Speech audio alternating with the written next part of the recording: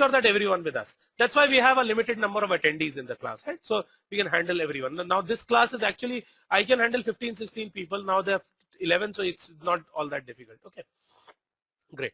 So now everyone has understood the fact that the challenge is not in storage space, it is not in computation speeds, it is in the IO speeds, right? Yes or no? Quickly, a smiley or a yes. This sentence which I said, everyone is crystal clear with this? Because this could be one question which can be asked to you in an interview. If someone comes to me for an interview, I ask this question. Okay, so please make sure that you understand this. Great. So the challenge is not this. Okay, Suman has given me a smiley. Thanks, Suman. Okay. Now, so a probable solution is distribute the data across multiple machines. Okay, and so I just gave this answer here. Now let's see what is distributed file system. Okay, now when we agree that distribution is the way, how do we do it? Let's understand that. Okay. So this is a picture here which shows you how actually a distributed system looks like. Okay, distributed file system looks like. So here we have different machines at different locations, physical locations. Chicago, there's one machine. See, I mean, some example. Don't worry whether it is Chicago or Denver or Bangalore or say what. Say Noida, it doesn't really matter. Okay, so these are machines which are kept at different physical locations. Now when you do a DFS consolidation, which means when you make a distributed file system out of this, Narayan, what are you doing when you are not looking at the slide? I have a tool to know who is not attentive, so come back. Okay, I play this game in God mode. Okay, Narayan, so you have to be attentive here. Okay, Vijay has gone non-attentive. Okay, Suman has gone offline. Okay, no problem. So yeah. So now once we do this the DFS consolidation, then though these machines are still at different locations, but on a logical level, they look like directories in a single file system. Okay, is that fine? So this is what DFS or a distributed file system is. So say machines will still be at different locations, but on a logical level, if to a client, to a user, it will look like different directories in the same file system. Fine? Is that okay, guys? So this is about how does a distributed file system look like? Okay. Okay. So what is Hadoop? Now we've understood what is big data. We've understood what is the need of unstructured data. We've also understood that the challenge is not to store data, but to read-write data, to analyze data. And we've also understood to do something like this, we need something which can support a distributed file system. Okay. So Hadoop is actually a framework which solves this problem. Okay. So all of you understood the need for Hadoop now. Can you quickly give me a yes? I'll understand what is you'll understand what is Hadoop, but has everyone understood the need for Hadoop? Anyone who is not? Okay. Can I get a smiley from everyone? Okay. A lot of people are writing and smiling as well.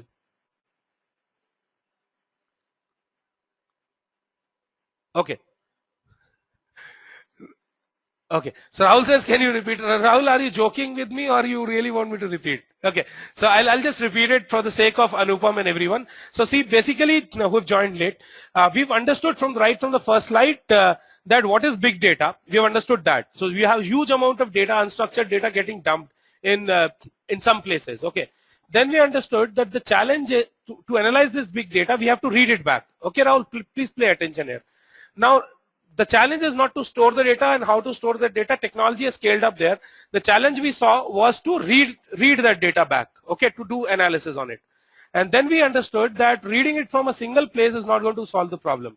So we understood that there has to be some distributed way of storing this data. And then we understood what a distributed file system is. And now, so we know that there is a need for something which can solve this problem of storing data in multiple nodes across a cluster. So is that clear to you, Rahul? That is why we need Hadoop. Great. So that is okay. Great. So now the need of Hadoop is this. Everyone has understood that. Let's see what Hadoop is. I'll go with a formal definition of Hadoop, and this will. I promise you that this is the last formal definition I will talk about in my whole life after this one. Okay. I hate formal definitions, but this time I had to put this in. Okay. So Hadoop is a framework that allows for distributed processing of large data sets, or running on commodity computers using a simple programming model. Okay, so now there are a few things which have to be noted here. Okay, that's why I put this definition. So Hadoop is a framework that everyone understands of distributed processing of large data sets. So Hadoop is useful only when you have large data sets. Okay, if you have small files, it is not of use. So this is a very important thing, large data sets, and that too unstructured data. Okay, across clusters of commodity computers. Okay, I'll make you understand this term also, commodity computers. So basically, Hadoop does not require the nodes on the Hadoop side need not be high quality, high availability machines. They can be simple hardware, commodity hardware. We'll understand this in more detail using a simple programming model. So the simple programming model is called MapReduce. I will not explain you anything about MapReduce today in today's class, but you just try to understand that there is something called MapReduce. Just get this term in your head. In the next few classes, we'll understand that in more detail. Okay, is that clear to everyone? So it's a framework for distributed processing, large data sets, commodity computers, and simple programming model. So we will understand each and everything in detail going forward. Is that clear to everyone, guys? Anything which you do not understand here? It's very important to understand this. Great. So yeah, I think everyone has understood it. Okay. So good. Thank you, guys. If you keep on giving me these yes or smiley, I know that I'm doing a decent job here and you're not getting bored. Okay, so please do not hesitate to write that. Okay, thank you very much, Ajay. Mohan is not doing that. Mohan is not happy anymore. Okay, don't worry. There are enough people to keep me going. Sayyad has given me a smiley again. Thank you, Sayyad. Okay. Mohan is saying not true. Mohan, you can just give me a smiley, man. Okay. So now companies using Hadoop. Now this is again a question which people ask. Which are the companies which are using Hadoop? So I'm sure a lot of we had Sandeep from Yahoo, right? Okay, no problem, Mohan. Please take your time. Okay, so Sandeep is from Yahoo. So Sandeep, Yahoo is a company which uses Hadoop. Google uses Hadoop. Facebook uses Hadoop. Amazon, IBM. AOL, a lot of other companies. You can find that here. I mean, LinkedIn also uses Hadoop. So basically the funda is that any company which has to do a big data analytics, and we have an expert on big data analytics here, Ajay. Ajay, can you tell me one Indian company which is using Hadoop? Ajay, okay. So Google says, okay. Yes, Vidyasagar, that's right. Google had released their own version of DFS.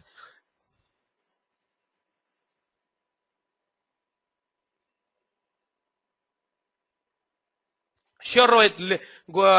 Not today, but definitely we will understand it. Okay, not today. Okay. Cloudera is not Indian company. Thank you. Okay. So with Vidyasagar, yeah, Hortonworks is also not Indian, I believe. EMC is also not Indian. Well, I have been told that the Aadhaar scheme is going to use Hadoop. Okay. So Aadhaar scheme, everyone knows about that? Does everyone know about that? Okay. So Aadhaar scheme is going to use Hadoop. So that will probably one. Okay.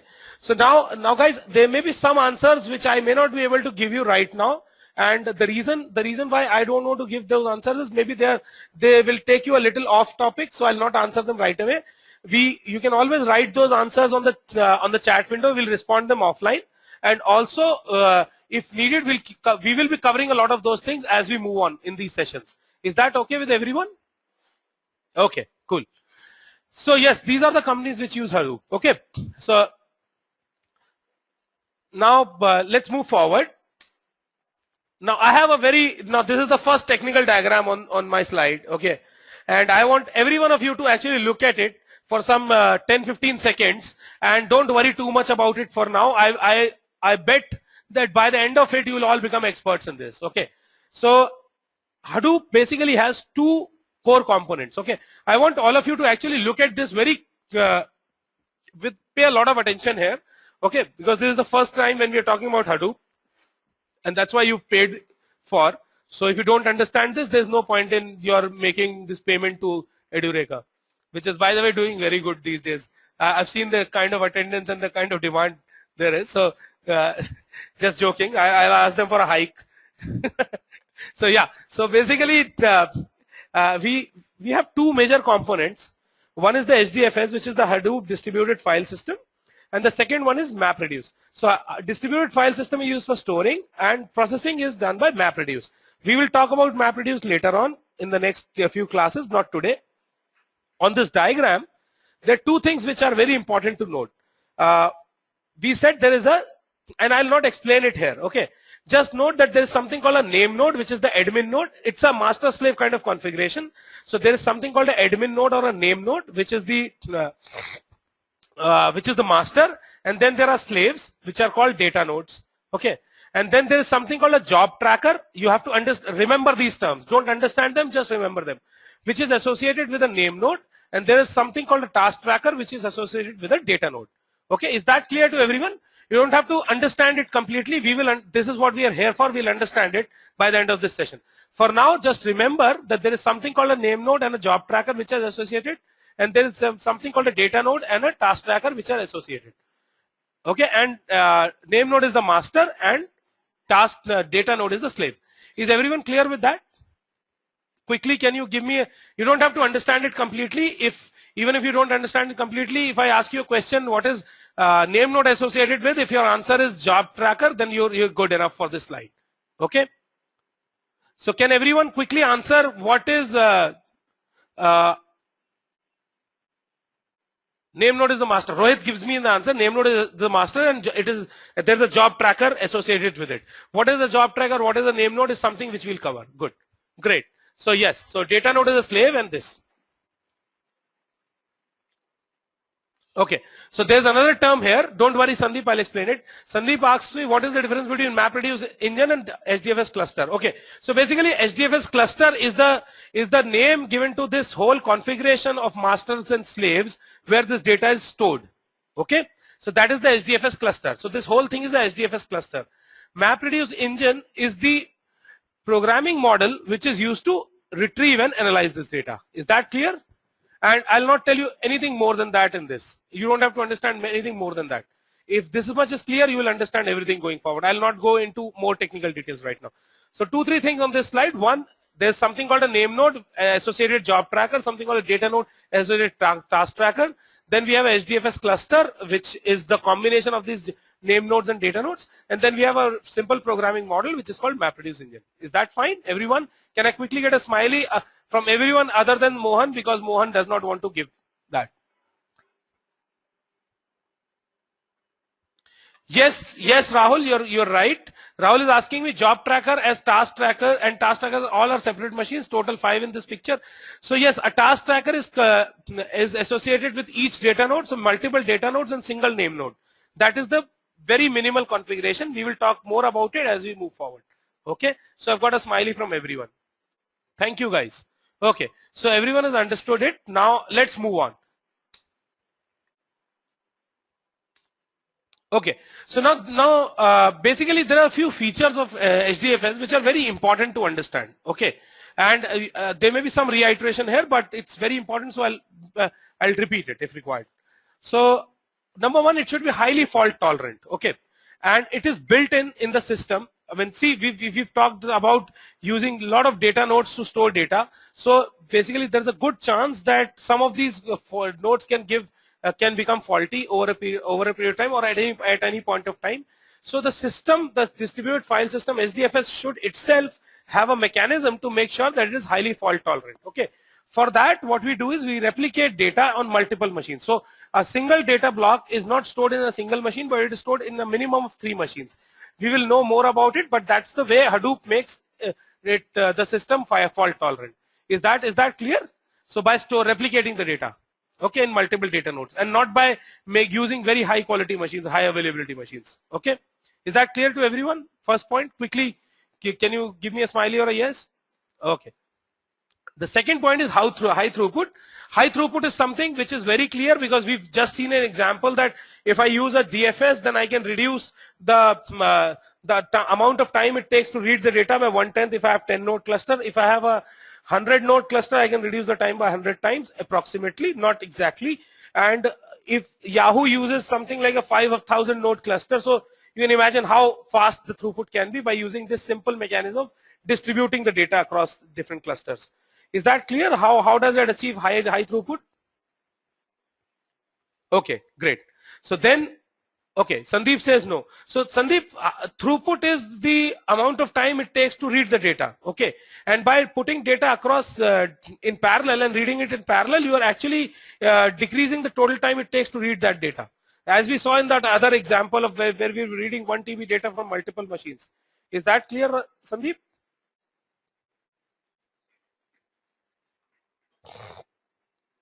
Yes, yes, Sandeep. Gaurav, don't worry about data replication. I will cover that very soon. Okay. Yes, we are gaining the throughput. Right, right, right. Divide the data and get throughput. Right. But it's not all that simple. But it will. There are a lot of complexities involved, and we'll look at that. Now, Gaurav has asked me a question. Replication causes data redundancy. Then why is that pursued? Okay. So the question is that. I said, right, to make it highly fault tolerant, we replicate the data in multiple places. So yes, it causes data redundancy, and it is pursued because these computers, as I told you, are commodity hardware. The places where we store data are commodity hardware. They're not high quality, high availability machines. So there's a good chance that they'll keep on failing in between. You can, I mean, the Hadoop cluster can use your and my machine as well. Okay, you don't need high quality hardware there. So that is why we do it, to make it high availability, we replicate the data in multiple places, and we will look at that once again as we move forward. Okay, is that fine, Gaurav? Is that okay to everyone? That why do we use data replication? Quickly, can you give me a smiley if it is clear? Great. Okay, great. Thank you, guys. Thank you very much. So, and as I told you, it is suitable for large data sets. Okay, so it's not suitable for applications which have small files. Okay, so even so basically since a lot of information is stored as metadata on the name node, I'll not get into more into it. It makes a lot of sense if we are storing this data, storing large amounts of data and not small large amount of files. Instead of using large amount of files storing small amount of data, it makes more sense when we have large sizes of files and less number of files. Is that clear? If the data set is large, then it makes more sense, HDFS. Okay, each file is huge. Okay, right, and you'll understand this very soon. Okay, so Anand is asking me to repeat. Anand, I was saying HDFS is more suitable for cases where you have huge amount of data in a single file as compared to small amount of data spread across multiple files. Okay, is that clear? And the next point is streaming access to file system data, which means that it should have streaming access to file system data. Means that if we are doing something like a write once and read many times kind of operation, which will be the case when we are analyzing logs. Okay, so unstructured data, this will be the case. You will be doing streaming access to data where you will not be updating the records again and again. That's very much different from a bank record. So that is where this makes more sense, where you write once and read many times. Okay, and HDFS can be built out of commodity hardware, which means without using any high-end servers, you can build the high-end storage devices. You can build HDFS. Is that fine with everyone? Are all these points clear to everyone? If nothing is clear, please ask me. It's important. Okay. And otherwise, please give me a yes, or I'll just move ahead. Okay. Thank you, guys. Thank you. Commodity includes, yes, it does. It does include RAM because it has to run a few things there. We'll talk about that. Okay. So Anand is asking me a question. Does commodity hardware include RAM as well? Yes, Anand, it does. It does include RAM as well, and the reason why it needs RAM because there will be some services which will be running on it. The task tracker which we talked about is something which runs on the commodity hardware itself. Okay, we'll know more about it. Okay, Samir is asking streaming access. Please explain again. So Samir, in cases where you're writing once and reading the data in one shot, where reading the complete amount of data is more important, the time taken to read the complete data is more important than the time to actually fetch a single record from the data. That is what streaming access is. Okay, like a YouTube video, if you want to, it's not important that you seek a particular point in that video. More important is how soon can you get the complete video buffered. Okay, so and similarly the Facebook logs, you don't need to look at a particular what a person liked in that. Okay, you need to analyze the complete data together. So that is where you write once and read out multiple times is what streaming access is. Is that clear to everyone? Is that clear, Samir? Okay, great. So let's move on. I've written one more definition. I promised, I broke my promise. I'll keep breaking my promises. So okay, so HDFS is file system designed for storing very large files. One, very important, with streaming data access patterns. That's also very important, and it runs on commodity hardware. So these are the two. Okay, Anand Kumara says promise is always to break. Thank you, Anand. Thank you for supporting me in this. Okay, so basically 3 important points here: very large files, streaming data access, and commodity hardware. These are the 3 salient points which you have to look at when you design a Hadoop distributed file system. Okay, if you have to take a decision whether you should move to Hadoop or not, these are the things which you should look at. So people from the architecture kind of background, or who are business analysts, if they have to talk to their clients, these are important things. When the client asks them, why not we also move to big data and Hadoop, you have to answer, you have to look at these points. Is that clear to everyone? I believe Devashish was from that background, right, Devashish? So you might have to answer such questions. So files should be in terabytes. Okay, great. The file should be in terabytes. Okay, great. So Anupam, you had given me your introduction, which I missed. I believe you are an architect. Is that correct, Anupam? Can you quickly tell me yes or no? Okay. Yeah. So people, no. I'm sorry, Anupam. Can you please introduce me to yourself once again? What do you do? Okay, while you write, I'll explain. So people who are going to take these decisions in their organizations, or are going to talk to clients on these, where a lot of clients, because of the hype around Hadoop, they will be asking why we should also move to big data. Okay, okay, okay. You are a ETL developer. Okay, great. So, okay. So you work with TCS with 6 years of experience. Great. Great. So yeah, for you probably Pig and Hive will make more sense, which is fine. And yeah, so basically for people who are into this decision making, whether we should move to Hadoop or not, whether we are ready to take this big data, these are the things which you should look at. Okay, is that fine? Rohit is a solution architect, and Rohit says, I'm a solution architect, and these definitions will really help me as I have to read between lines and explain our customers. So you keep breaking your promises. Yes, yeah. Thank you, Rohit. Thank you, Rohit, that I could actually help you in talking to your customers. Thank you very much. So yeah, very important point, very important definition. Some definitions I'll keep here, and unless and until I believe that definitions are not important, I'll not keep them. But in this case, it's very important. Okay. So even if you're not a solution architect, even if you're a developer, it is very important to understand the bigger picture. Okay, and otherwise you will just be doing some what I should say, bull's job, not donkey's job. Okay. Okay, so let's move ahead. Can I get a quick smiley from everyone if you guys want me to move ahead? Okay, and then I'll tell you where HDFS is not a good fit today. Again, Rohit, Mohan, please pay attention here. Ajay, all the people who are looking at telling people to implement Hadoop, please make sure that, okay, yes, thanks Anand. Anand, okay, so where you have low latency data access, which means that you have to quickly read a record for a bank kind of transaction kind of thing, please don't move to HDFS even if you have huge amount of data. Okay, fine. Lots of small files again, because the file information is stored in as metadata, and if you are, yeah, I'm telling you that, Sandeep. Just give me 1 second. Okay, because if you store these, see, Sandeep is asking me why. Okay, and I'll answer this question as before we move on out of this. Okay, and when I say where HDFS is not a good fit, I also add something called today. So going forward, Hadoop is working on it. It might become possible to do all these things also as efficiently as a traditional database can do.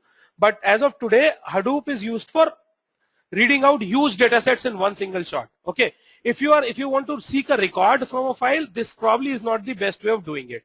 Okay, because you will not know where a single record is kept. The information is kept at a very, very high level in terms of blocks, and data is usually unstructured. There are no tables and columns. data is stored as multiple logs. Okay, and if you have a lot of small files, then also this doesn't make sense, because for each file you will have to store a metadata, which will make things very difficult to seek whenever you want to. Is that clear? Is that clear to everyone? Okay, and the most important point is that if you're writing data multiple times and if you're doing arbitrary file modifications, HDFS is not a good fit.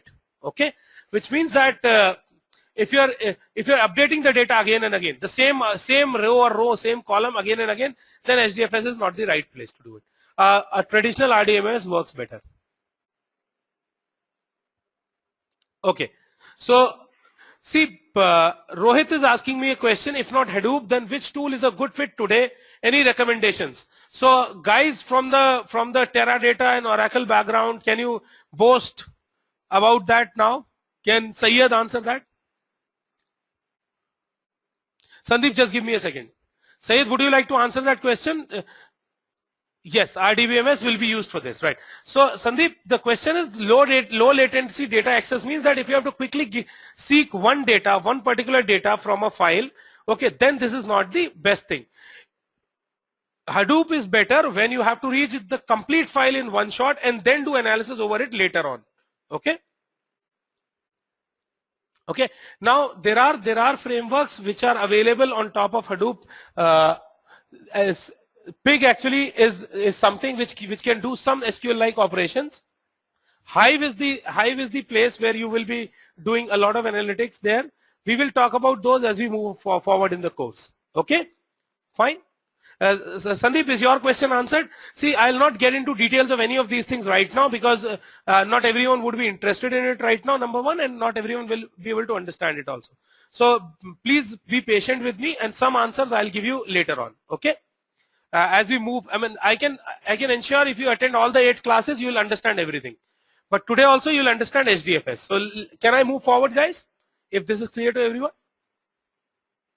Okay, I'm getting a lot of yeses. Great.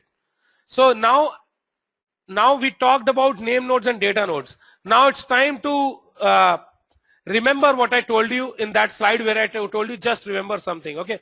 So there was something associated with a name node. Can you quickly answer that on the chat window? What was associated with a name node?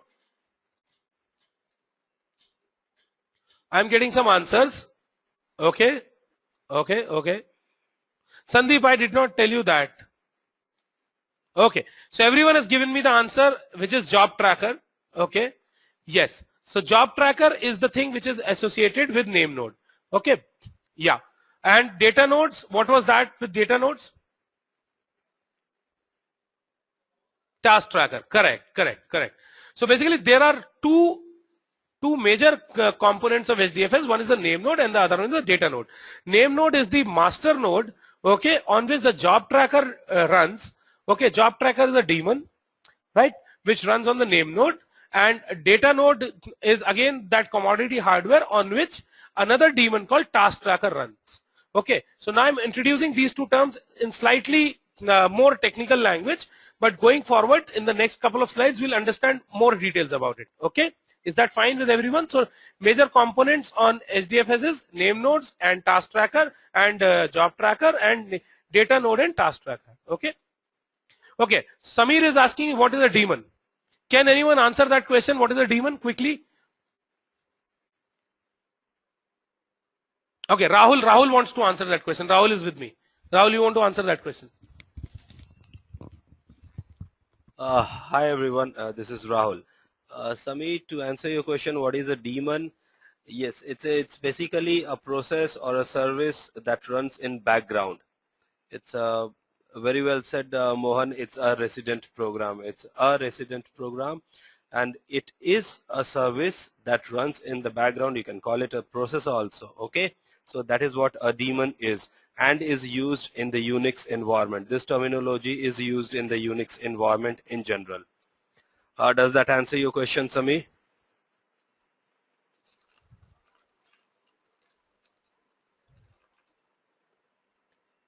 Mohan says the equivalent in Windows is a service. Yes, Mohan, it is a service in Windows.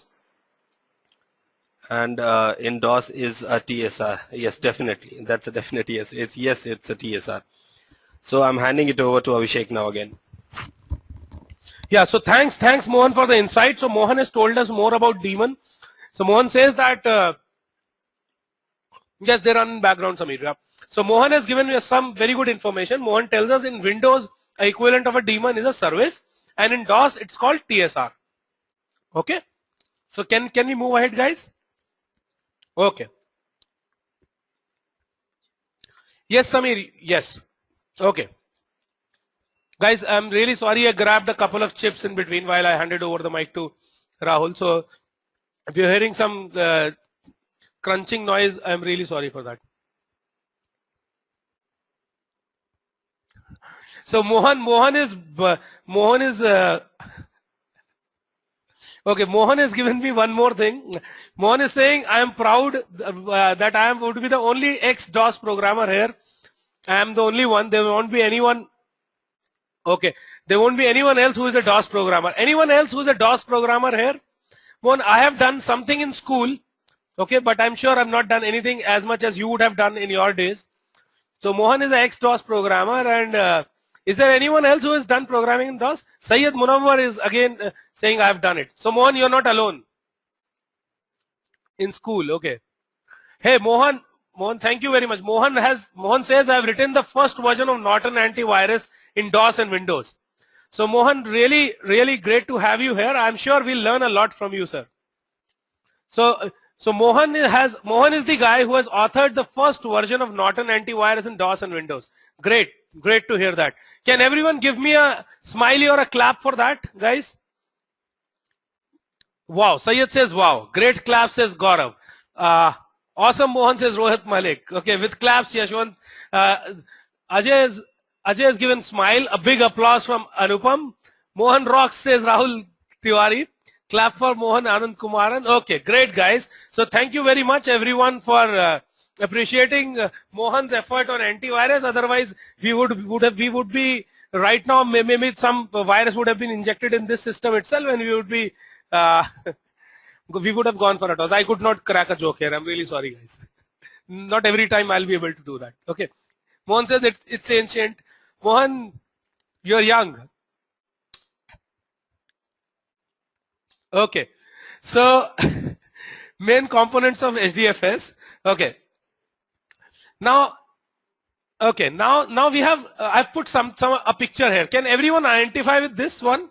And can anyone tell me if anyone has ridden this vehicle anytime? Mohan, I'm sure you must have been. You looks like you must be having really deep pockets with all those authoring, and you've exited from your company as well. Okay, so everyone this is their dream car. Mohan, have you ever taken a ride in this one? Oh, Rahul Tiwari has taken it. Great, Rahul. Where did you get a chance to do that? This car, Mohan, can you identify this one? Samir has also done it. Samir, Sweden. Okay, great. So this is a Lamborghini. Okay. Sandeep tells me I also have taken this in dream. So with whom did you dream this, Samir? So sorry, Sandeep? Katrina Kaif? Oh yeah, tasks were covering, but okay. Sandeep says my wife. Okay. Sure, Sandeep. In your dreams, okay, that's really good, man. Really loyal husband. Your wife will be happy to hear that in your dreams you dream about her, and that too in a Lamborghini. Okay, so Mohan, did you take a ride in this one? Okay, Gaurav says Sandeep is a liar.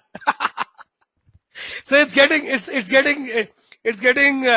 great here. We have got a great environment here.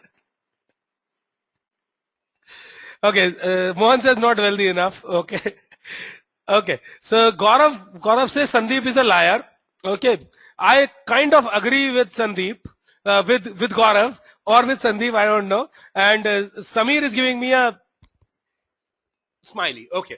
So now the reason, let's get a little serious here. The reason I put it here is that this is the name node, and the idea behind putting this car here is that you need to understand that we have to put a very, very reliable hardware here, double, triple redundancy hardware. Okay, high reliability machine. You might end up putting a RAID here. Okay. So name node is the master of the system.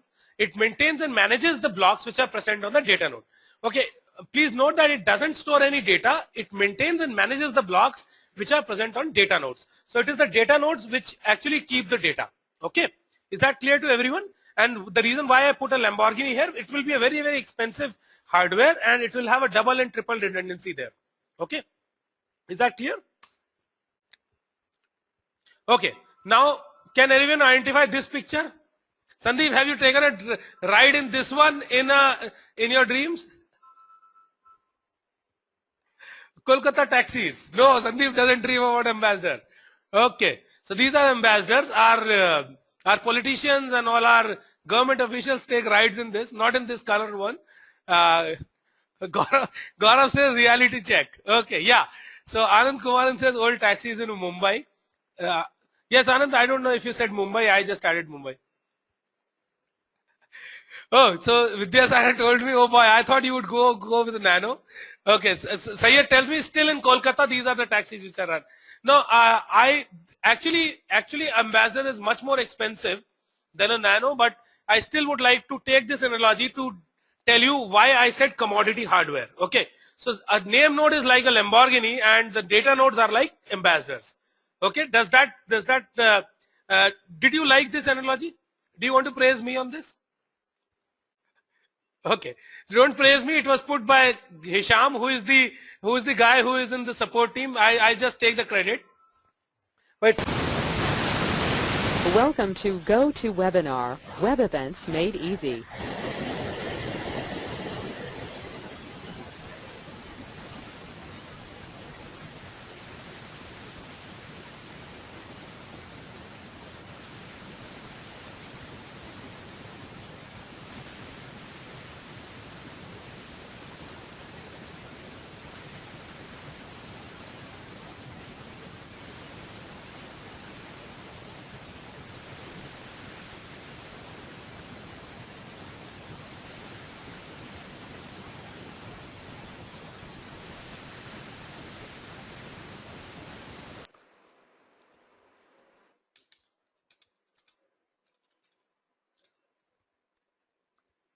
guys, are you able to hear me now?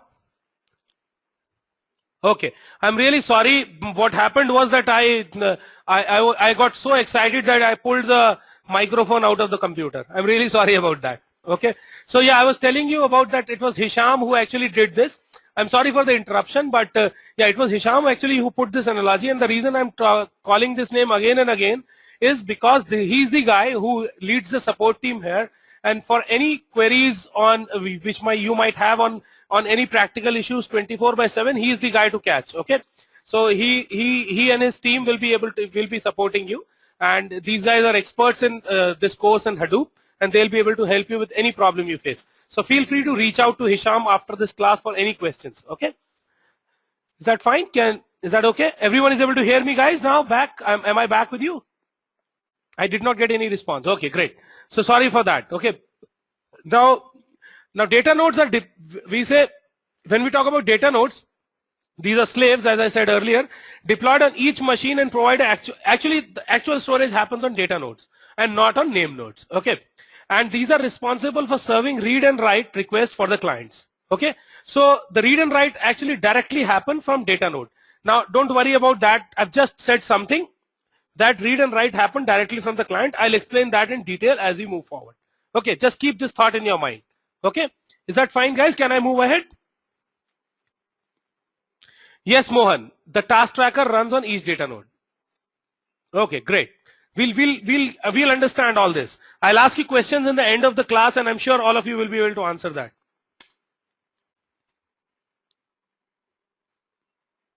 Okay, Sandeep is asking me a question. If data node increases, then do we need to upgrade name node? Sandeep, at the beginning of when we define the system, we see that, okay, till what level do you want to scale up your cluster? Based on that, we choose a name node. Most of the times, yes, you do not have to upgrade your name node if you increase the number of data nodes, because name node does not store much information. It is just RAM, and it stores mostly the metadata. I'll make you understand more about this. Anand is asking a question which is an interesting one. he says 2 servers are required for name node, data node. Well, ideally in the real world, there will be a name node which will be on a high availability software hard machine like a Lamborghini, and data node will be like ambassadors. But if you want to try out something, then a same machine can be used to create one data node and one name node. Okay, it can run on the same machine. Okay, now Mohan has asked me a question, is the name node also commodity? No, Mohan, that was the whole point in actually putting this Lamborghini picture here. Name node has to be a double, triple redundant machine, which can be even a RAID. Okay, so it cannot be a commodity hardware, because this is the single point of failure in the system. And when I say as single point of failure, I'll explain it. So don't worry about it right now. Okay, we'll understand. Mohan, does that answer your question? Can I move ahead? Okay, great.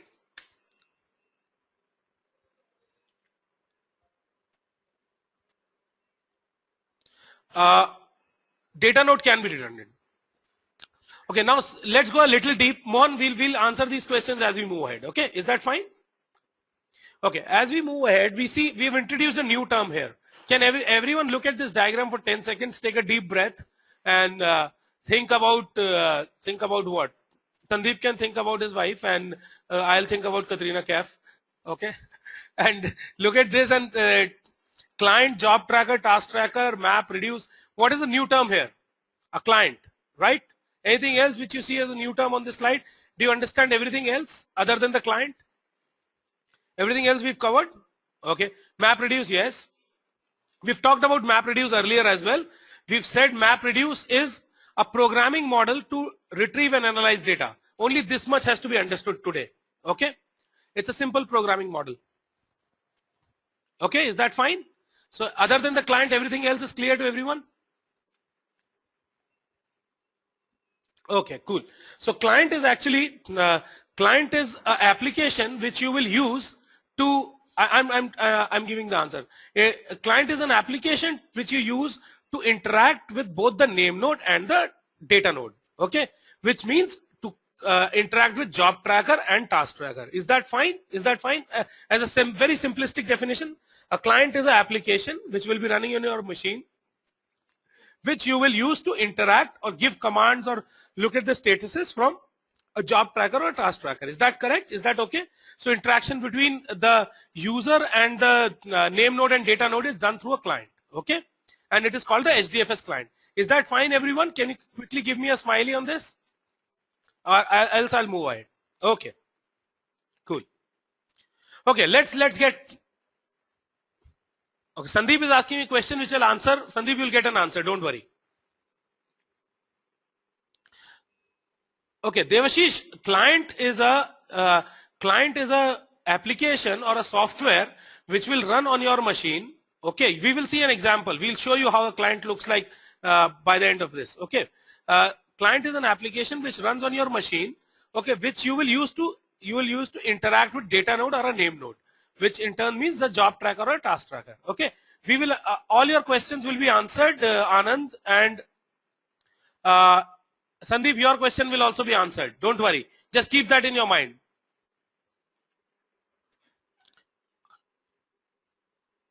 Just keep these questions in your mind. All these questions will be answered. Okay. So let me just Rohit, I'll answer your question as well. Just give me 1 second. Okay. Now let's look at this diagram. This is a little more complex than the earlier diagrams. A few more new terms are also introduced in this. Okay. And I'm going to explain this. Don't worry, you will by the end of this slide you will understand each and every term here. Okay. So we have a name node here which is clear to everyone. We have a client also which we've understood. We've understood that as well. And now there is something called a rack. Can anyone explain me what a rack is? A lot of people will be knowing that. Is there anyone who doesn't know what a rack is?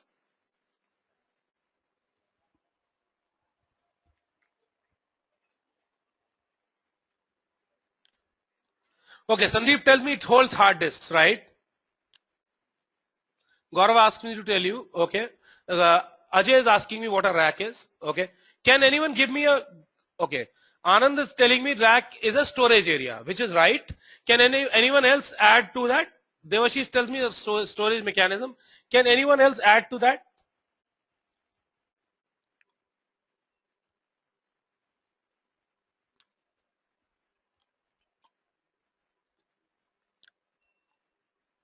Okay, okay. There are more people.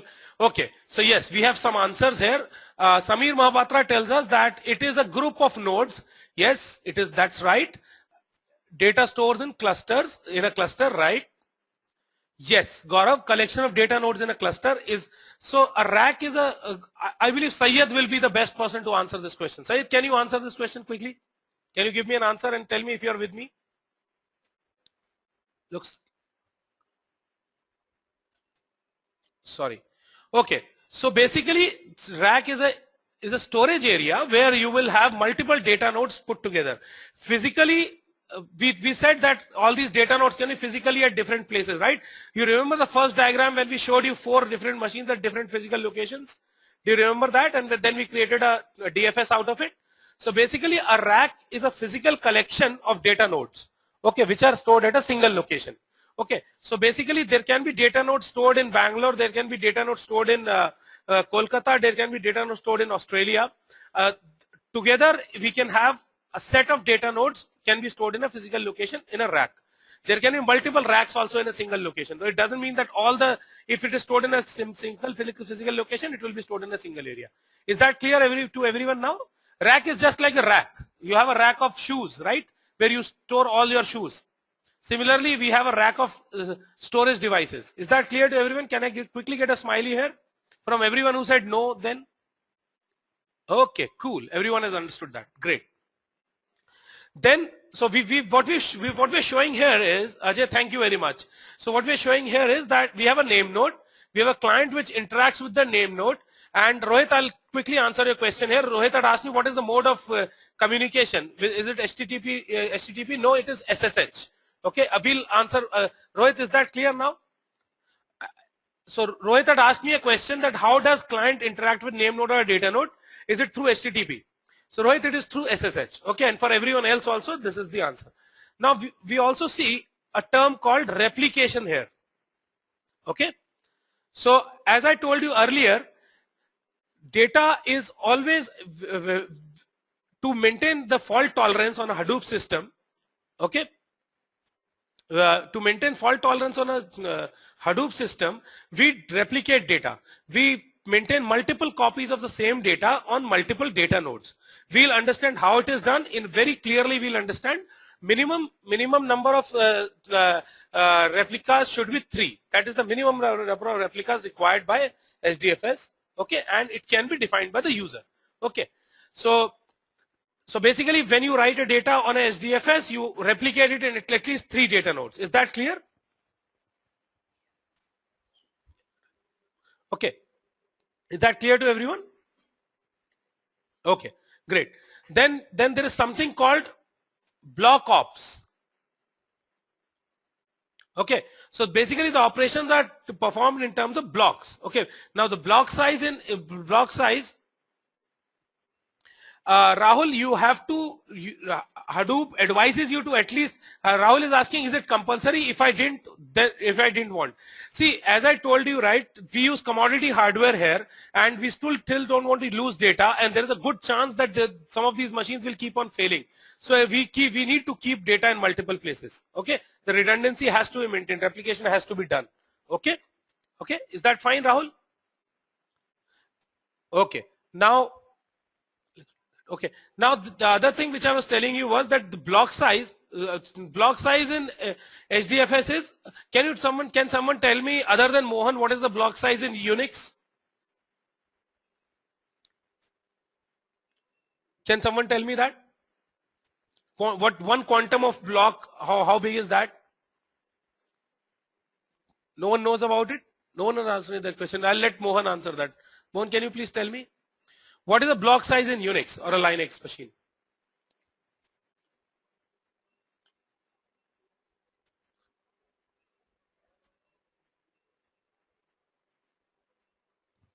Guys, you can do Google as well. I'm not your teacher. I'll not stop you from doing Google. Please Google things which you do not understand in the class, which you want to ask actually. Okay. Okay, no problem. And can you guys Google? Don't think that I am the only source of information. You can also be the source of information. Google is the biggest source of information. I have also learned everything from Google. Can someone give me that answer quickly? Rahul Tiwari, where are you, man? And where is our friend Devashish? I have not heard from a couple of guys for a long time. I want them to answer now. I haven't heard from Dinesh.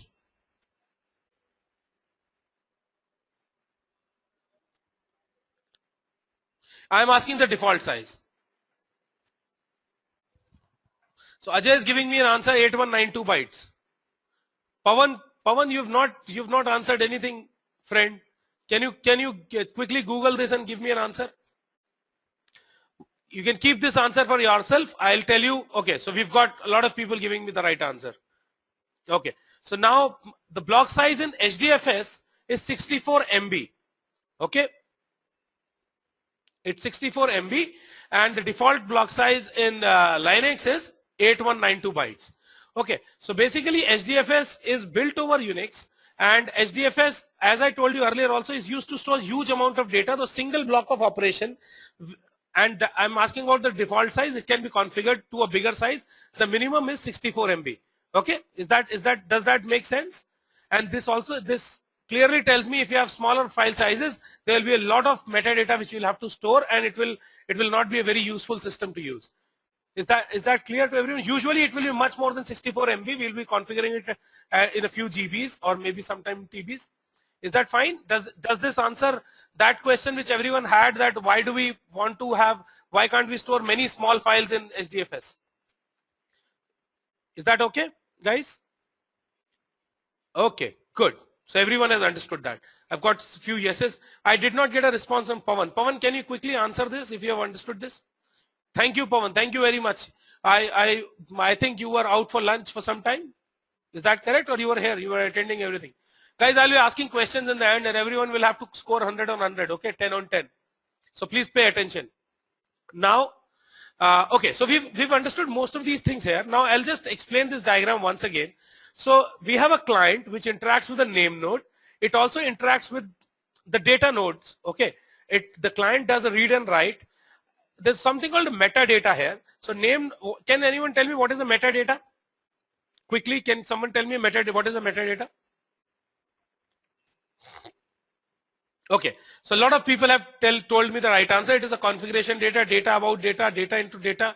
Yes, that's true. So metadata is not the actual data, the actual logs which will be storing, but the data about data, which means where are these. If I'm storing a block, name node will have this information that where is this block where is this data getting stored. Okay, that information, which are the name nodes, where are the racks there, which rack on which rack which data node is there. All this information, block map is yes, exactly. So a block map is what Mohan has told me. This is exactly correct. So all this is metadata, and all this data is stored in the name node. Name node, this data is stored in the RAM. Please remember this. It's stored in the RAM. I'll tell you more about it, but for now, let's understand that it's stored in the RAM to have fast access. Okay, and actual data is stored in the data nodes. Okay, so is that clear to everyone? We will go into more details of these operations, read and write, as we move ahead. But for now, does everyone understand what a name node is, what metadata is, what replication is, why do we need replication, what data nodes is, what a client is, what a rack is? All these, if the answer to all these questions is yes, please quickly give me a smiley. If you don't understand anything, please put that name there. I'll explain it again. Looks like everyone has understood. I'm doing a great job. Okay, Samir is asking me what about block operations. Samir, I'll answer that going forward. Okay, don't worry. So each time name node create metadata when we are on cluster. Sandeep, can you rephrase your question? So name node is a high availability machine, a Lamborghini, which will be stored anywhere. It should have good protection. Yes, it will be, okay. So Sandeep has a question. Yes, all this metadata is stored in a RAM. There's something called a secondary name node, and I am introducing a new term here, so please pay attention. There's something called a secondary name node, which is used to, which periodically reads the data from the RAM of the name node and persists that data into a hard disk. So name node does not write it into a hard disk. Name node keeps that data in the RAM. It does not spend time or operations or cycles in writing into the hard disk. There's something called a secondary name node which keeps on reading from the name node, okay, data from the RAM of the name node and writes into the hard disk. Okay, is that clear to everyone? But secondary name node is not a substitute of a name node. Okay, so if the name node fails, the system goes down, and that is the case in Gen 1 Hadoop. I'll tell you what happens in the Gen 2 Hadoop, but for now, let's try to understand that name node is a single point of failure. There's no backup name node, which though it is called a secondary name node, it does not become an active name node if the name node goes down. It just reads the data from the metadata from the RAM of the name node periodically and keeps on writing into a file system. Is that clear to everyone? It does not come into picture if it keeps a backup of metadata. Okay, so it does not if the name node fails, it does not become the name node. Is that fine? So in Gen 1 Hadoop, when we talk about Gen 1 Hadoop, there is just a single point of failure, which is name node. If the name node fails, the system crashes. Okay. And to get the system back, you'll have to put another name node and read the data back from the secondary name node, and you cannot retrieve the data from the time the last backup was taken. Is that fine to everyone? That is why we need a Lamborghini for a name node. Does that make sense to everyone? Is there anything which is not clear here, guys? Okay, good. So everyone has understood why we needed a Lamborghini there? Because we do not have any backup to it. Sandeep, just give me some time. I'll explain everything. Okay, just give me some time. All these things are going to be covered in the next slides. Okay, yeah. So basically, the important thing to understand here is that the name node stores all the data in its RAM. There is a secondary name node which keeps on reading this data from the RAM and keeps on writing into a file system. It is not a data node; it's a separate file system where it keeps on writing, Rahul. Okay, so to make sure that we are storing what was happening in the RAM, and it keeps on syncing that data time and again with what is there in the RAM of the name node. Is that clear to everyone, guys? Very important concept. And if you guys are preparing for an interview, someone can ask you what happens if the name node crashes. Does the secondary name node take over? The answer to that is what? Yes or no? Very good. Everyone will crack that interview for Hadoop. Vidyasagar tells me definitely not. Rahul, you will move from Teradata to Hadoop, man. Okay, so that's a very important thing. Now, okay, now the second thing which is very important is, and I'll take a liberty to introduce that as well. I talked about Gen 1 Hadoop.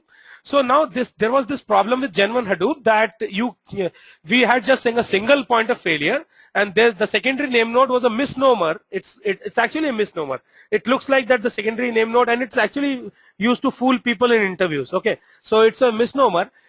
In Gen 2 Hadoop, now someone can ask you this question as well. Now, what is the difference between Gen 1 and Gen 2 Hadoop in terms of name node?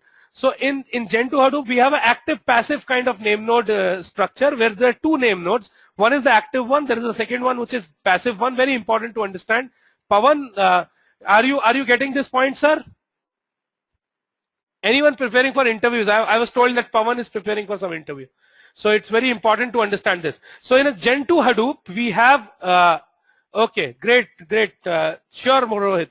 Okay, so in Gen 2 Hadoop, we have an active passive, kind of a structure where there is an active name node and a passive name node. So in that case, if the active name node goes for a toss, the passive name node can take care. So that is the difference between Gen 1 and Gen 2 Hadoop. Is that clear to everyone, guys? I'll ask these questions in the next class as well. So you have to remember this. Okay, good. Yeah, it's a standby kind of thing. Right? Yeah, right, Rahul. Okay, Ajay says, okay, can everyone give me a smiley if you liked this idea? If you really liked this, Good. So there will be a secondary name node which will keep on doing a backup data. Okay, but active name nodes will just store data on the RAM. Okay, Sandeep. Name nodes will not waste their cycles. Yes, name nodes will not waste their cycles in writing data to the file system. Okay, name node are high availability machines. They're very fast, very expensive. We will not use a Lamborghini to drop you to the mall. Okay, is that fine, or to pick you from the railway station? Okay, let the secondary name node do that. Is that fine? Rahul, we'll talk about it later on here. Don't worry. Okay. Yes, there is a secondary name node in J2 Hadoop as well. It will be there because we have to store all this data persistently. We have to persist all this data in the hard disk. Okay. So let's move forward, guys, if everything is clear here. Okay. So now we'll get into a little more details. Okay. So where is MapReduce used? Okay. So we have a lot of data from the weather forecasting. Okay. Where we have a lot of climate data, which is, say, from since the beginning of the century. We need to analyze what will the maximum temperatures. We'll do a lot of predictions based on that. So that's one place where we'll be using MapReduce. Can you tell me where in healthcare will we be using? Okay, patient reports, auditing, product distribution, right? Claim processing, right?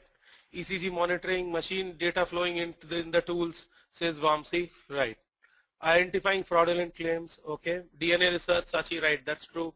Scanning data. So yeah, so there are a lot of applications. We have a lot of unstructured data from all these industries, and these are not the only industries. There will be a lot of other industries where, say, utilities side, oil and gas industries, right? We'll have a lot of data which we need to analyze, and we'll see how we used to do that earlier.